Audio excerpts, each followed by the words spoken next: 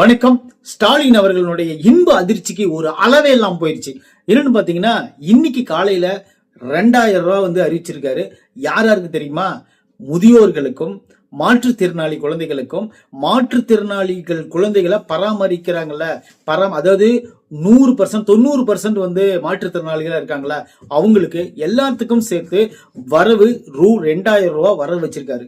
அதாவது 1200 ரூபாய் வாங்கக்கூடிய அந்த முதியோர்களுக்கு 2000 ரூபாய் வரவு வச்சு 3200 ரூபாய் பண்ணிருக்காரு. மாற்றுத்திறனாளிகளுக்கு அது 3500 ரூபாய், 2000 பிளஸ் 1500. அதாவது கடுமையான நோயால் பாதிக்கப்பட்ட அல்லது தான் வேலை தானே செஞ்சுக்க முடியாத குழந்தைகளுக்கு 4000 ரூபாய் கொடுத்திருக்காங்க. 2000 பிளஸ் 2000. அப்புறம் பாத்தீங்கன்னா பராமரிப்பு தொகை அப்படின்னு சொல்லிட்டு ஓரளவுக்கு நார்மலா இருக்கக்கூடிய அவங்களுக்கு 2000 ரூபாய் கொடுத்திருக்காங்க. பிளஸ் 2000 அப்படிங்கிற மாதிரி கொடுத்திருக்காங்கன்னு வச்சுக்கோங்களேன்.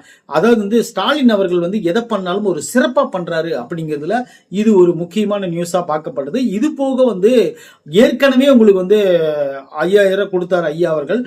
3 மாதம் மகளிர் உரிமை தொகை, 2000 கோடைகால சிறப்பு நிதி அப்படின்னு கொடுத்தாரு.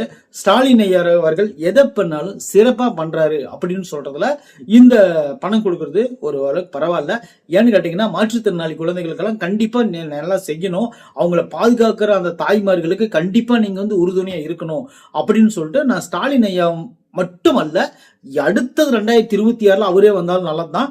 அது போல வேற யார் வந்தாலும் அவர்கள்ட்டையும் இந்த கோரிக்கை வைக்கிறேன் அப்படிங்கறது திருத்தமா சொல்லிக்கிறேன்.